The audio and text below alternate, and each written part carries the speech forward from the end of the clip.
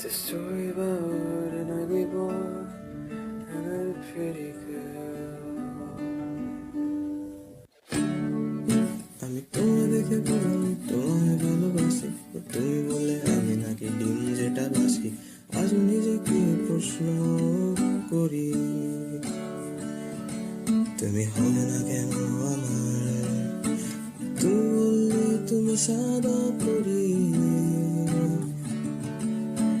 কি জানি বলেছিল looks doesn't matter। তুমি ছিলে সাদা ফুল আমি পাশে, আগাছাটা সুন্দর না হলে কষ্টই বাচ্চাটা